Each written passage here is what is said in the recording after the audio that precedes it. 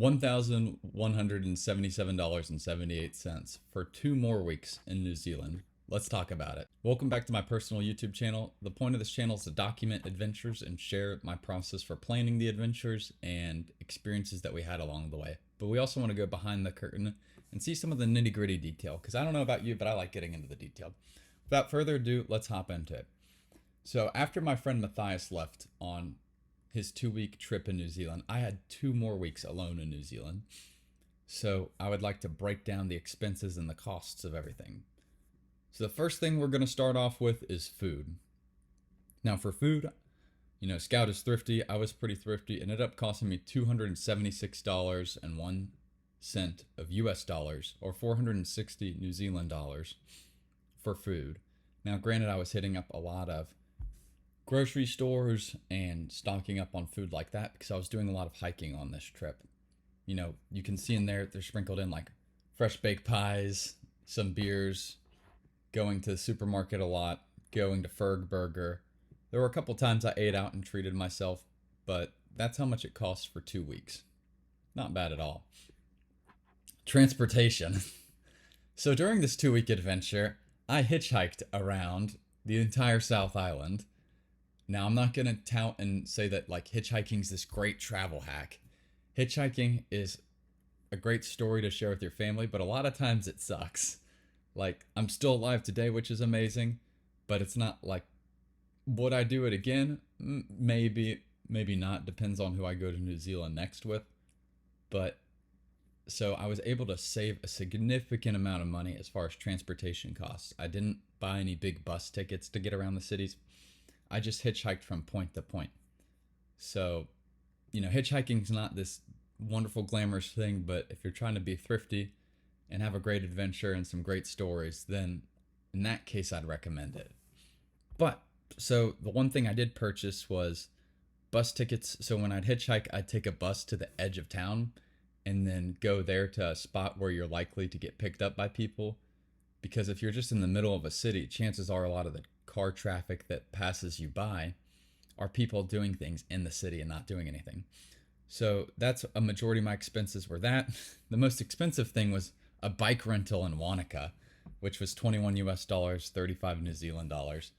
So altogether and I bought a cup of coffee for one of the gentlemen I hitchhiked with, just as a form of gratitude. But so altogether for transportation expenses, 60 New Zealand dollars or 36 US dollars. Sleeping and accommodation. So things that I did was I stayed in hostels. I also did some hut hiking and had to buy hut tickets, which isn't actually necessarily more cost effective. It's about the same cost as hostel. And I bought a sleeping bag for 4 US dollars, 6 New Zealand dollars. So hostels, I'd say expenses could range anywhere from $20 US dollars all the way up to 40 US dollars. And yeah, so that's a little rundown of sleeping, accommodation, expenses. Moving on to souvenirs, I got patches because I like patches, sewing them on bags and stuff, and some souvenir candy for family. I ended up spending about $109 on souvenir stuff on my solo adventure. Excursions was originally going to skydive, but I redlined it because it was too windy that day. So instead I did bungee jumping. Crazy. So, yeah. Actually, I'm curious. Equals. Yes, autofill. Now I can give you the numbers. Did the Queenstown Skyline Gondola with Emmanuel from Paris, but now he studies astronomy in London. That was 47 US dollars, 77 New Zealand dollars. Very fun. We did the luge, which it looks super lame, but was insanely fun. We did a Nevis bungee, which was cool. The bungee jump, largest bungee in New Zealand. Sprung for the bungee photo package, and I did a second bungee jump, similar to the canyon swing, where you do it one time and then you can pay some more money, 99 New Zealand dollars, 60 US dollars to do it again. One bummer or like caveat complaint I'd say is that if you purchase the photo package, it only applies to one jump, which is like The canyon swing people were super chill. It was cheaper to do a second canyon swing, and the photo package was more, squabbling over trifles. But it would have been nice to have the photo package apply to both jumps. Like, do you really want an extra 65 New Zealand dollars, 40 US dollars? Like, I'm already spending another. Bleh, who cares?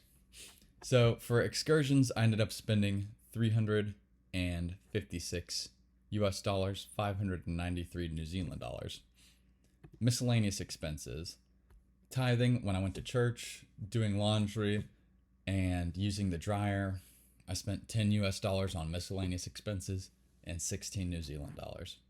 So, to wrap it all up together in a nice tight little bow, my 2-week solo adventure in New Zealand cost me a grand total of $1,177.78 US dollars.